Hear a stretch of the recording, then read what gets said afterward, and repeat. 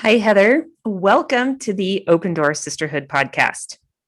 Thanks. I'm so excited to be here. Well, it's fun for me because you are recording from just down the road from my house. So sometimes we talk to people all over the country, but today I feel like I'm talking to my neighbor. That's So right. why don't you introduce yourself to our audience? Tell them the 2-minute version of who Heather is and what she does during the day. Yeah. So my name is Dr. Heather Thompson Day. I am a professor at Colorado Christian University, and I serve young people. I'm really passionate about young adult ministry and college campus ministry, and I'm also really passionate about women's ministry. So I write books and I speak, and I'm really active on social media, which is also one of the courses I teach is in social media. And so that's a little bit about me. Great. And why don't you tell us a little bit about who you live with too, so people can kind of get a sense of who you are outside of the classroom? Yeah, so I am really lucky to be living with holy matrimony with the cutest boy in my sixth grade class.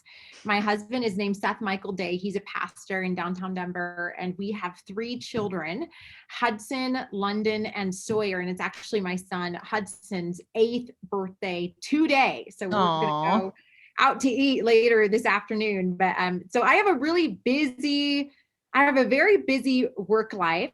And I think this is like a whole other conversation, but I think the pandemic has really helped me prioritize and realize what actually matters to me and how the boundaries that I need to set as a working woman, but also just as a mom to my children. So I'm passionate about kind of learning and navigating this scene and the crossroads between working mom and mom. yeah.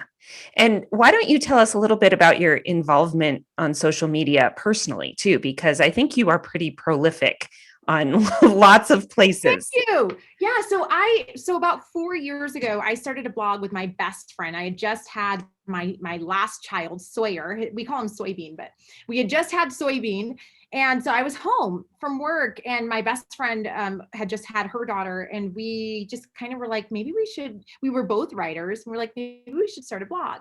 And so we kicked around this idea for a little bit, and then we ended up starting a blog, and it's called I'm That Wife. And so 4 years ago we started. I just remember we toiled away for, I think it was like the first 3 years, writing 2 times a week each. So we were just pumping out material twice a week. And I think at the end of 3 years, we had about 9,000 followers. And then we were actually at a point where I wanted to quit because I saw I'm sure you guys understand this. I saw all these people on Instagram with just like, she's like just posting a picture in her bathing suit and she's getting like 15,000 likes. And I'm like, forget this, man. I'm over here trying to pump out real content for women that I just feel like is so valuable. And it just felt like we were just constantly drowning. And then, so I remember we had this conversation, me and Scarlett, where I said, I don't think I want to do this anymore. And this is why I really believe in partnership for anybody who's listening. I'm really glad I wasn't doing that on my own because she said to me, can we just give it 2 more weeks? And had I not had that partner to look at me and say, I believe in us though. I feel like we should keep going at this. Let's give this at least 2 more weeks. Let's pray about it and see what God does.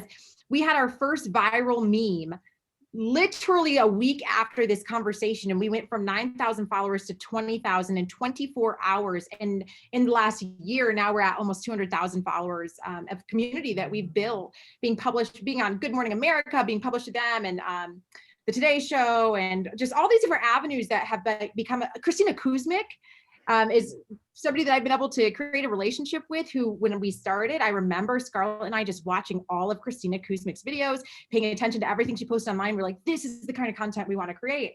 And now to talk to her, I'm just like, what has happened in the last year? So I just want to say this to any woman who's out there listening, man, stay with it.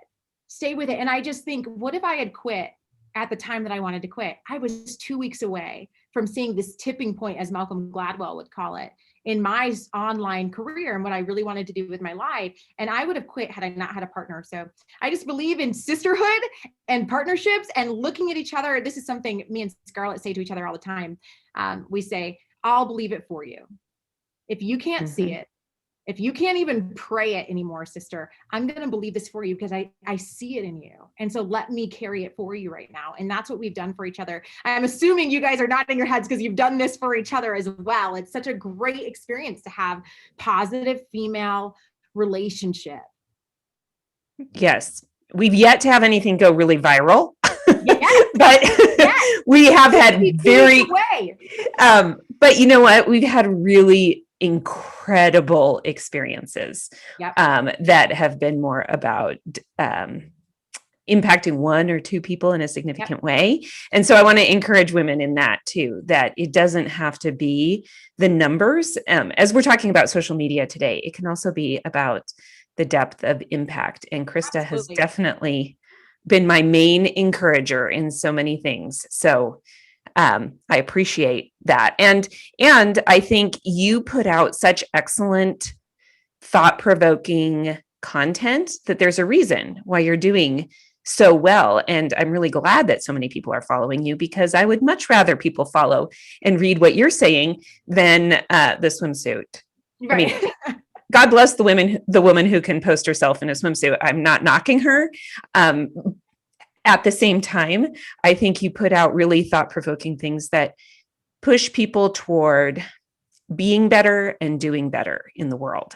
And that's what we want for social media use. We want to push people to be better, to love God and love neighbors better in the world. Okay, so let's transition to our teenagers and social media. Let's see. I think parents in general are concerned about teenagers' social media use. We don't understand it in the way that they do because we haven't grown up with it. You're younger than Krista and I are, so you may be more of a digital native than we are. But we're talking to a lot of parents who weren't raised with social media and yet are involved in it some, and so maybe understand it, but they are seeing their kids growing up in this culture that's surrounded, and it's so hard to differentiate between my actual life and my virtual life, and how do they meld? Give us an overview, a state of the union about teenagers and technology and social media. Yeah. And I would say, I mean, this is like the depressing part of the conversation, right? Because, and I'm saying this as somebody who loves social media, but even when I was growing up, I had a diary. I'm 34 years old. So growing up, I had a diary and it had a lock and it had a key, and then I hid it somewhere where nobody would ever read it or find it. And today our young people are growing up and their diaries are online, and the more hits, the better. The more people who read it, the better. And there are absolutely ramifications of this. And I think it's important. I'm somebody who, and this might be naive, but I'm somebody who will never shut down my social media accounts. I know a bunch of my friends watched The Social Dilemma, a bunch of my pastor friends, and they were like, burn it down, shut it all down. And I was like, yeah, not me. I'll never do that, because I don't think it's realistic personally, right? I'm not knocking anyone who chooses that. And maybe you have no choice because you have an addiction or something, and you have no choice.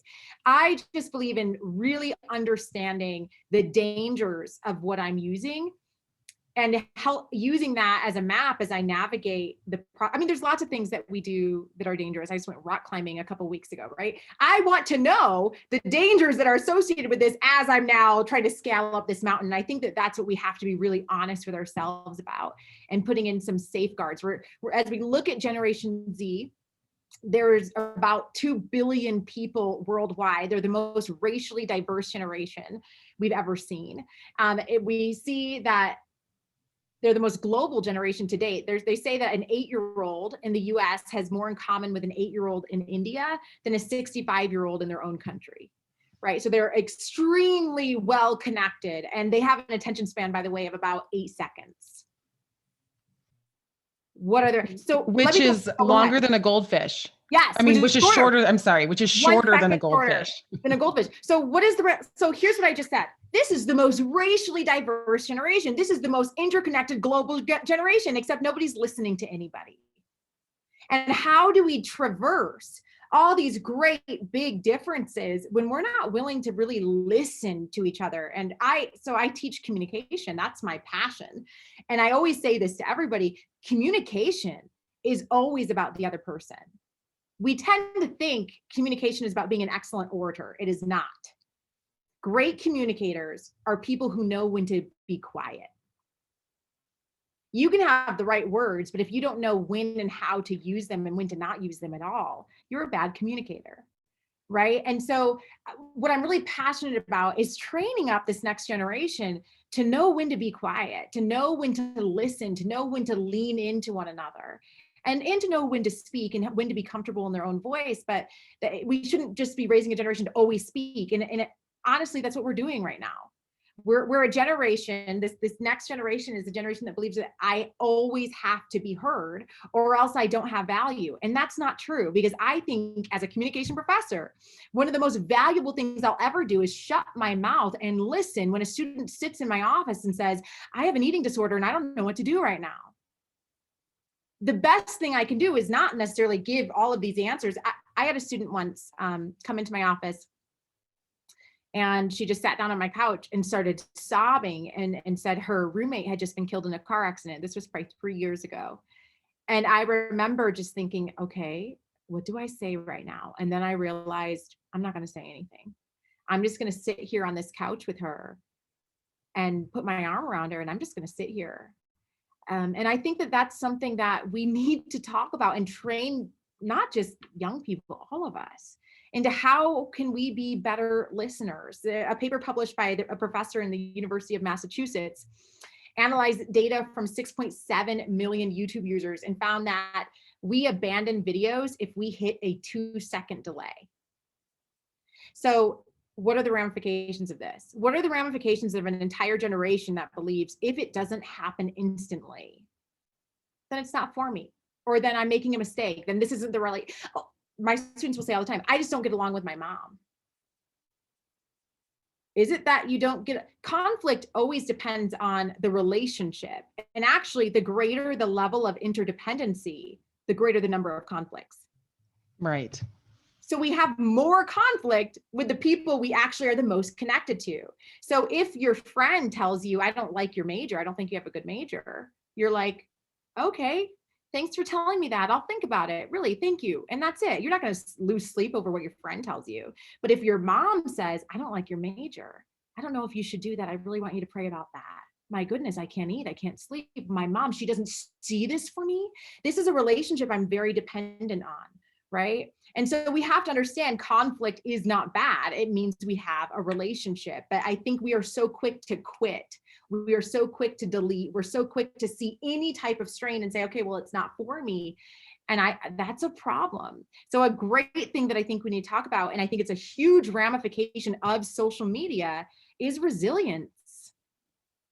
And that's where I think our generation comes in for them, is to mentor them through and say, here's what happened to me. I didn't get the first job I applied for. And that doesn't mean that you suck. That doesn't mean that you're bad. Like, this is life. You're going to be rejected. You guys, when I was first trying to have a book deal, geez, I lost count of how many people rejected me. Yeah. I one time I went to Barnes and Nobles and I just went to the Christian section and looked at all the different publishers, and I was like, been rejected by this one and this one, and it was all of them. Right. And so I look at this next generation and I want to tell them, listen, I was rejected literally probably 60 times before somebody said yes. But once you get one yes, nobody asks you about the no's anymore. And so I think this goes into social media too. We need to do a better job of being honest about our no's, so that people don't feel like there's something wrong with them when they experience them. Because if all I ever see is the highlights, I think, man, everybody else is on this gravy train and I'm the one with a problem. You just covered so much ground. I know, there I'm that sorry. I thought was so good. Like, it just, there's so much I want to actually draw out and ask you about, but I think I want to return first to this listening piece. Okay. I actually was just posting about this today because it has been like a drumbeat for me over the last few weeks.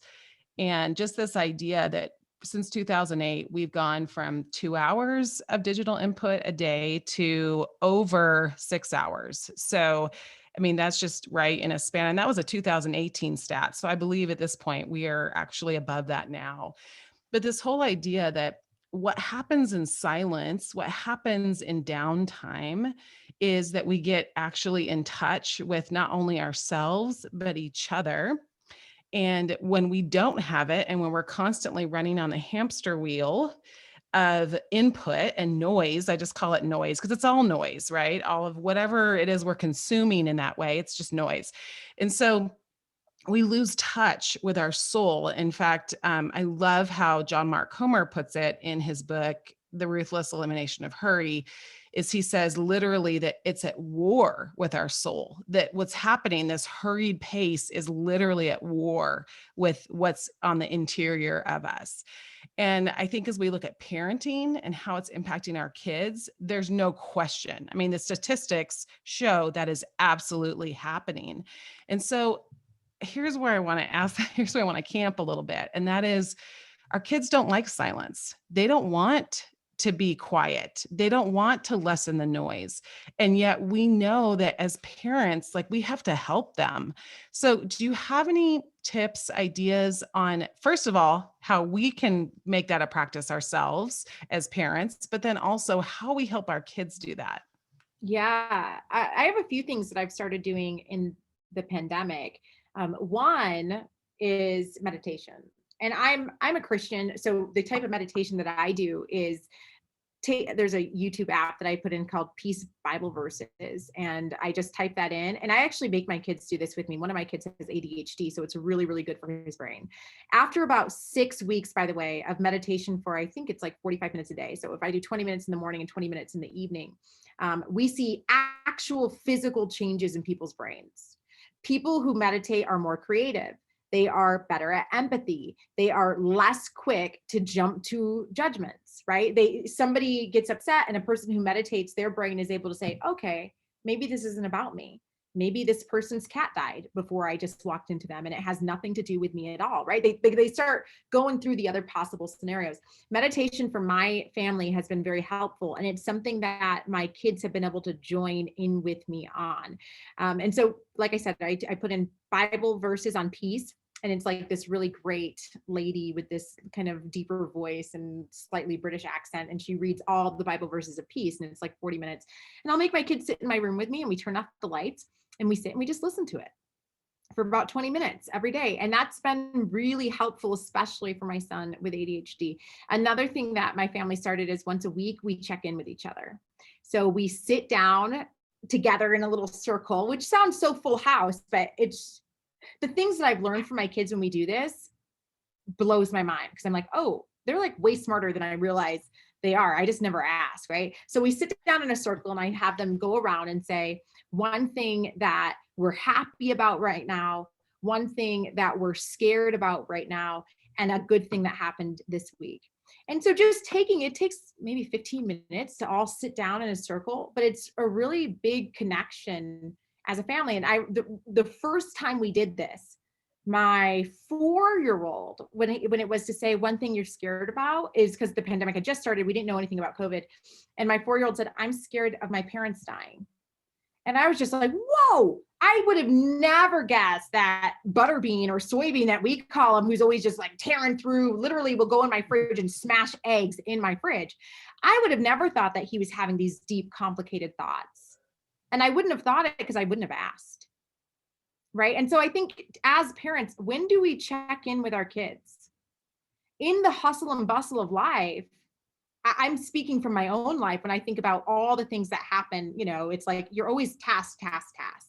When am I stopping and saying, tell me one thing that you're really happy about right now? Tell me one thing that you're scared about. Not just saying like, how was school? Because my daughter will give me a really canned answer if I do that.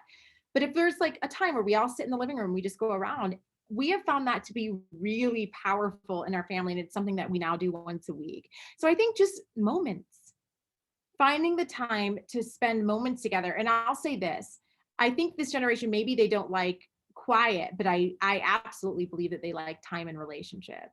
We're wired for it. Human beings are wired for it. And I think if anything, like they're craving their parents' relationship. And we have, and I'm speaking from experience now, we have a generation that's very career motivated. And so you guys, like, this is me just being vulnerable and sharing my whole heart. I have to stop and say, Heather, if I say no to this church this weekend, guess what? They'll find another speaker. My kids will never find another mom. Right. And so where's your priorities, Heather? And that's an intentional conversation. Maybe everybody's not like this. I'm an Enneagram 3. So for me, it's an intentional conversation I have to have with myself every single day. And then it brings into, for me in my life choices, like the Holy Spirit, and how much time am I setting aside to hear what he's saying to me and to connect spiritually so that I can be a better mom to my kids. Yeah. And you taking the time to actually, you have your own piece of silence that informs how you act, right? For me, so here's my rule. This is a social media trick that I do. And it can be different for everybody if you're not religious. But for me, I will not check any of my social media apps until I've spent time with God, period. And that's when this started for me probably about 5 years ago, because I was like never making time to have worship. And I wanted to have worship, but apparently the day doesn't give you time for it. It's really weird. It just doesn't give you time for God. And so I said, you know what? I make time to get online. The second I said, here's the rule, Heather, you will never be able to tweet until you've spent time with God. You better believe I'm going to tweet that day. All of a sudden I found a lot of time to spend with God. And so for me, I get up at 4:40. Everybody's schedule's not like that, but I get up at 4:40 because that's the only time my kids won't come down on me. And I spend time in worship, and that's how I start every single day. And I will never check my phone unless I've done that. And it's changed my life. Like and maybe for somebody else, it could just be like meditation, right? Just taking time, or even I've read books that say just check in with yourself. How often do we say, Heather, what scares you? And have conversations with ourselves. And I read this article that said all like the most successful millionaires say that they check in with themselves every single day. And I just think it's something that we don't even think about, because life is life and it's so much, and we're just all surviving. And now add a pandemic and work, and oh my gosh, my kids are in and out of school every other week because it's closing down because of some type of outbreak. It's hard. And so life is never going to give you time to check in with yourself. You're going to have to take it. You're going to have to make it. Okay, so let's move a little bit into just how we teach kids healthy communication, because they are, and I'm going to give I'm going to try and be kind of anonymous with my kids, but also this is a really good example. So I was chatting with one of them the other day, and this person was telling me that they didn't say hello to someone that we had seen in a public place. And I said, well, why didn't you say hi? And this person said, well, because we're not really friends. And then continued and said, but we have a streak. So like mic drop right there, right? We have a streak, but when I see this person in person, we don't talk. Can you kind of like help us break down a little bit this disparity between relationship online and relationship in person, and where there's a gap there, and then how we help kids to bridge that gap? Can I just say, I hear this I didn't even know what a streak was, because what is that? What's that app that you Snapchat, right? So I never had Snapchat. So I didn't even know what that was. And I was doing a teen conference in Chicago, and I heard something very similar. They were like, oh, I can't break my streak. And I was like, oh, what's a streak? And they said, where you like message each other every single day. And then, so for this person, I said, oh, so you're like saying good morning, or what? They were like, no, I just send a blank screen. And I said, what do you mean, a blank screen? And that's what you can't stop doing. So for me, I was like, guys, this is the biggest bait and switch. And this is why it's a problem, because I think I have relationship. And this is true, especially of Gen Z. Gen Z, by the way, scores 10 points lonelier than even senior citizens. I have so many friends, but I don't have one person, if I was to shut off my phone, that's actually going to even just pick up and call me, right? And we are wired to exist in relationship with other people. So I think where the chasm comes is online, I can present myself as I wish. And in person, and I think that's why we see such high social anxiety in this generation. In person, I can't edit and I can't delete. And oh my goodness, I might say something stupid. And so there becomes a lot of pressure and anxiety on the things that I say in person to try to live up to the edited, curated person that I've created online. And I think to some degree, all of us who use social media can understand that, right? Like, I know that for myself. I can be so funny online. I might not be as funny in person, right? But I'm also an adult. And so I've had all these other experiences. Well, what happens to an entire generation that hasn't had all that in-person experiences to even develop the maps in their brains to accept rejection? Yeah. Right? The awkward element. We talk about this a lot at our house because we have a teenager who really tries to avoid any situation that might be awkward. And we're like, you can't avoid that. That's life. And so we have to practice being uncomfortable and having, like Krista described, maybe an awkward social moment where you run into someone that you don't really want to see. And it has made me wonder, is this just being a teenager, or is this a generational thing, that this aversion for being uncomfortable or being in a situation that might come off as awkward? Do you have an opinion on that? I think that the interesting element of social media that has changed everything that we understand. And when I say we, I mean anybody who has had a life before social media, right? Which I have. It was short. I think it came out when I was in high school, at least AIM Instant Messenger. I remember being on that all the time in high school. But I had middle school without any of that. And it's that social media is addictive. And that's the element that nobody's bringing in. We're not just talking about, oh, you're scrolling on Twitter. No, we're talking about like actual addiction that rewires and changes our brain. Addiction physically changes our brain. Ask any addict, how are your relationships? And they will not be able to give you a positive answer, because addiction literally changes the brain. It prevents the brain. It's an override of dopamine in the brain, which prevents you from experiencing the love drug, the love hormone of oxytocin, which is social relationships. So I think to talk about social media without bringing in the elephant in the room, which is, hey, we're all addicted to this thing, is silly. So it's not just, yes, is it awkward teen years? Yeah, but it's also an entire generation of people that are addicts. Here's an example. This generation isn't getting their driver's license. I think it's like until 18 is like the average age now. My goodness, when I was a kid, are you kidding me? 16, the day I turned 16, Dad, my birthday's on a holiday. So the next day after I turned 16, Dad, we are going to driver's ed. I have got to get a license so I can be with my friends. My nephews, they don't even, there's no need to drive, because it's a bait and switch. Like I said, I have friends, but you don't. You're alone. You're in your room by yourself, but you think that you're not lonely, but you are. Mm-hmm. And so we have all these issues where it's not just, yeah, we're dealing with loneliness, but we're also dealing with a generation of addicts. And we know that anytime an addict experiences stress, it only furthers the addiction. The first thing if I'm addicted to cigarettes, something stressful happens at work, I got to go outside and have a smoke. So we have an entire generation where they're confronted with stress, social pressure, school, I've got to scroll. And I'm further alienating myself from the very people. Actually, we know this now through research. Stress is supposed to better connect us to each other. The correct response when we experience stress is to pick up the phone and go see my friend, is to show up at somebody's house and sit down on their couch and saying, man, I'm struggling here, help me. And you will feel better in that stressful situation through social relationship. Well, what do we do if an entire generation is drinking liquor, essentially, rather than deal with the stress and pressure of everyday life? And now, hey, let's throw in a pandemic. That's confusing for everybody. And now I'm not even seeing facial expressions, all these things. None of this is their fault. And I want to be really clear about that. No 16-year-old kid asked to be suicidal. None of them. None of them asked to have all of this anxiety and depression. None of them. None of them asked to be the loneliest generation in US history. This is the world, unfortunately, that we adults have handed down to them.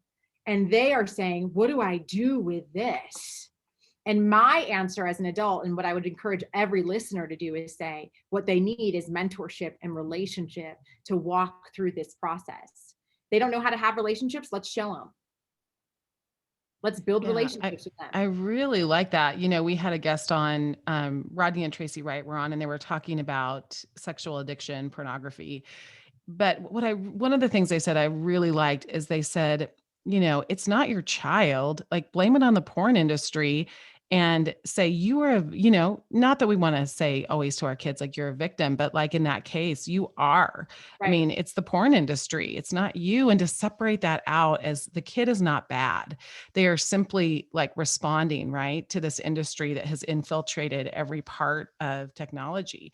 And so, I thought that was really helpful what you just said there, and I think it's really an important point, like that we've handed them this, and so now let's help them. And I was listening to a podcast, The Art of Happiness, the other day, and he was interviewing a digital expert. I'll link to it in the show notes, but you know, it's this whole idea, and she was saying that when we feel sad, when we feel lonely, we want to go inward and isolate, Mhm. but we have to force ourselves to do the opposite.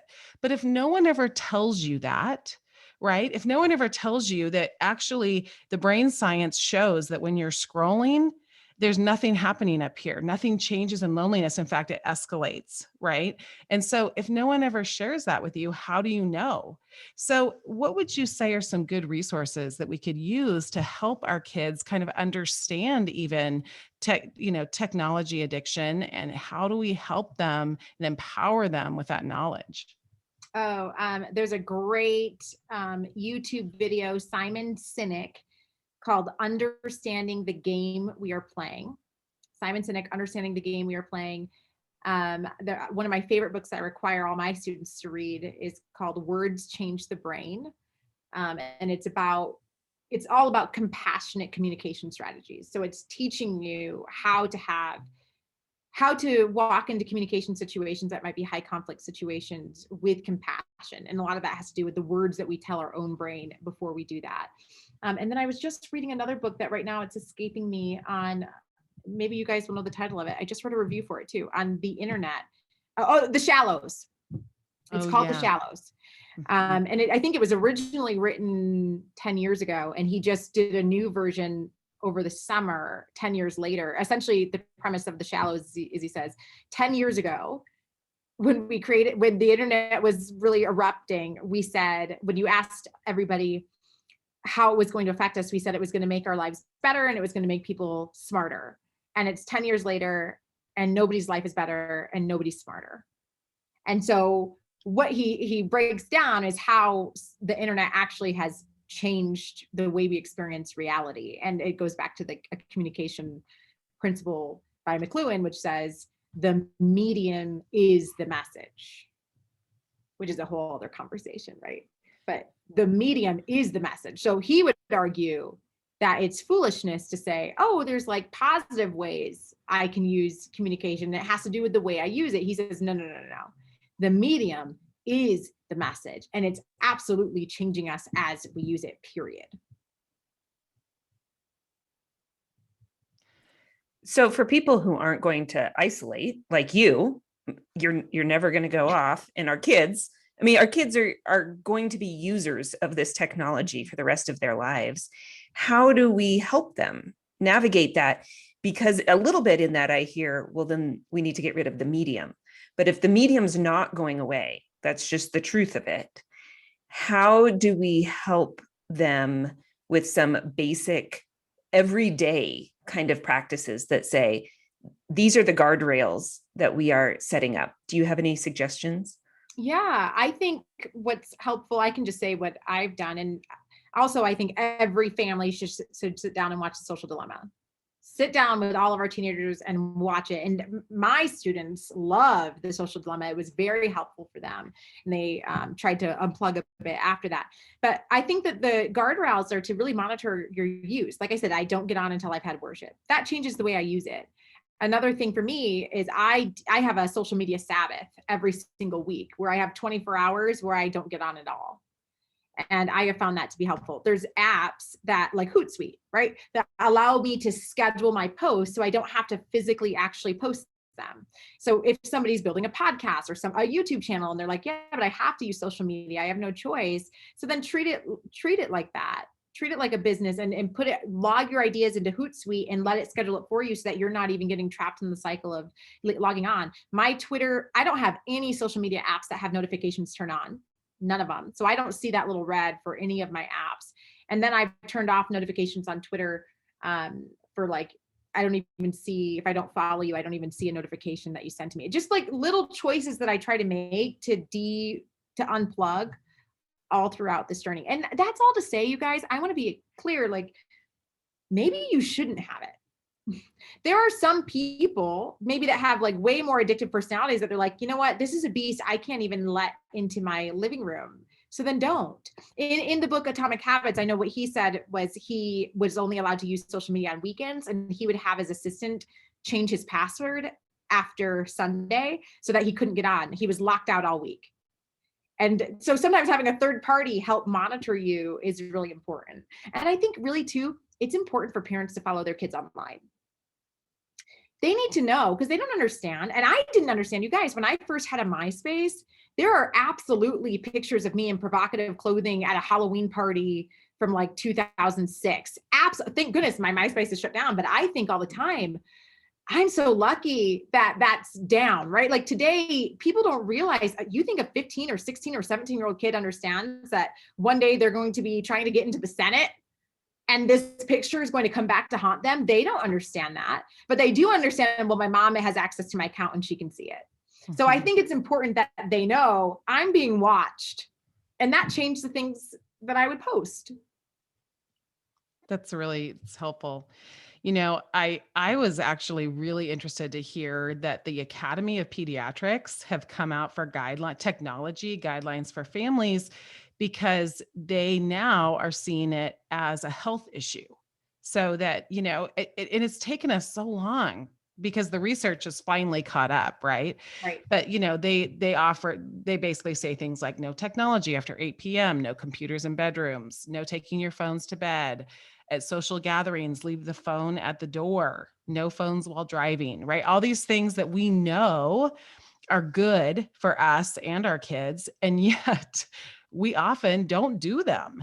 And even the Academy of Pediatrics is saying this is not just something you should do. This is an actual public health issue that we need to be addressing. So what are your thoughts on that? Yeah, I think we have to always remember this isn't just like me against my phone. This is me against multi-billion-dollar tech industries who have a vested interest in keeping me on my phone. So if you think we are going to outsmart, you know, a team of researchers and scientists and all the billions of dollars that they're pouring into this, that's what I'm saying. Like, we need to be honest with ourselves about the reality of the situation. I think we have to be really clear in the language. I think language matters. I think it's important to talk about it in terms of addiction, because that's exactly what it is. Even the fact that we say, hey, we know I should only have so many drinks per night, right? But an addict, doesn't matter what I know. And that's what we're saying. And that's what we're seeing happen with social media. If the first thing I do when I wake up in the morning is take a shot of whiskey, my goodness, I'm an alcoholic. If the first thing I do before I even put my feet on the floor is check my phone, there's a problem. And for whatever reason, we're not being honest with ourselves about what we're experiencing. And again, addiction always undermines relationship, always. We can't have both. So at some level, we have to make a decision to stop the addiction. And so I think just the best way to do that is through accountability with other people. I'm really blessed that my husband is so behind on technology, doesn't really like social media at all. So it's a lot easier for me because I'm living with somebody every day who's like, get off your phone, come spend time with me. I want to talk to you, you know? But I always think, man, what if I had married somebody like me and we'd both just be sitting there trying to think of the best tweet all day? How unhealthy would that be? You know? So we have to find the people in our lives who are not like us and ask them, please help me and help hold me accountable to this thing. So Heather, I know we're coming up on the end of our time, and I guess I would just ask you, if you just have a couple things that you really want to share with parents, like this is important. I feel like everything you've said has been so helpful and so good, but just a couple last thoughts that you want to share with parents today. Yeah, I think, oh man, I can't even remember where it was from right now, unfortunately. But I was looking at this study recently that said one of the number one things that helped kids' math scores increase was working with an adult on the math problems. And here's the kicker. It didn't even matter if that adult had ever had a math class. Wow. So and it was true of reading scores as well. So it's the relationship, the mentorship that changes everything. And I think the same is true. And here's what I hear by the time our middle schoolers are with me and their college students, what they say to me is, I don't have anybody. And I think and this is why I said I've been really hard on myself, especially as this pandemic has happened, because I think we as adults aren't honest with ourselves about our own priorities. And what it's done to our kids if they don't have the average person needs it's like 5 adults in their life in order to become a well-rounded human being. How many of our kids have that? Mm-hmm. I mean, we're look at me. I just took my kids, and I'm beating myself over this right now. I just took my kids away from all of their family, and I moved to Denver because of a job opportunity. So now here I am living in Denver. My poor children are away from all of their cousins and the adults in their lives that used to check in on them, right? But this is the choice that I made. And as I'm learning all these things, I'm really wrestling with and making decisions in my own parenting where I'm like, God, what is more important? And it's like, I got these 18 years, I can do whatever I want with my career after that, right? And especially if God calls me to it, he'll pave the way. I have 18 years to make sure that my kids don't feel like I failed them, right? And so how do I make sure that they know I choose them every single day? And so I think, but the biggest thing I'd want to get out there is that this generation is, I would use the words craving adult relationship. They are craving people, not to micromanage them, there's a difference, but to say, I believe in you and how can I help you? And here's the things that happened to me. Is this useful for you? They are craving real mentorship. You guys, I have students, I go out to lunch with a student about 3 times a week. And it's not that I ask them, they ask me because they need it. They need adults. But I think, unfortunately, we have all been so busy that we've forgotten about them. And I just think that's the reality, right? They're on their phones, they're watching TV, they're raising themselves. And now we're like, well, what's happening with this snowflake generation? Well, no, they didn't ask for this. We were focused on ourselves, right? And this is what's happened. And so I just want to really kick back against that culture and find ways for us as adults, of course, like, yeah, do what God calls you to do, have a career, but how do we be intentional as mothers with our children? Yeah, that just so deeply resonates with me, Heather. Like that is boom. Yes, right there. So good. It's excellent. It's a good word. And I think if there are some listeners that are feeling some shame right now, I would just say, don't feel shame. Yes. That today is a day of awareness for you. And tomorrow is a new day where you can choose to do things differently. And so I think as moms, always like the arrow comes back and we just feel like we're constantly, right? Like, I failed. But we can always do it differently tomorrow. And that's God's mercy and grace. Can I add this, Krista? Like, there should be responsibility on men too, because I think part of the problem I know for women is we just feel like, man, we feel like it's all on us. This invisible load is so real that women carry. I just listened to a talk last night that said, when a man says, oh, I had to stop for peace in my marriage, he's typically talking about going out to the bar late at night or spending too many hours away or not talking to and flirting with women online. When a woman says, I had to do it for peace in my marriage, she's talking about giving up her dreams. Right? Where's the responsibility on men in our families to also carry half this burden with us and say, what time are you spending with the kids? Because you need to be there too. It can't just be us. And so I just think it's a whole family conversation that we need to do better at having. And I can tell you from personal experience, this is no high horse. This is something me and my husband and my kids are navigating right now and talking about how do we, man, we only have so much time left. My son's turning 8, right? I have 10 years. How do we do this differently? So good. Yes. So good, Heather. Thank you for coming on today. This has been such a blessing. And I feel like we could just talk forever to you and learn so much. So I think we're going to have you on again. I would love that.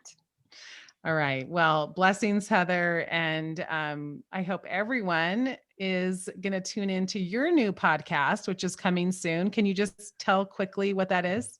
Yeah, so it will be called Viral Jesus, and we're going to film the pilot episodes hopefully between March and April. So by summer it should be out. Viral Jesus, be sure to look for it. And I have a book coming out June 29 called It's Not Your Turn, and that book is about essentially me realizing that who I was when it wasn't my turn was more important than who I would be when it is. Oh, I love it. All right. Thanks, Heather. Have a great week. Thanks, guys. Bye. Bye.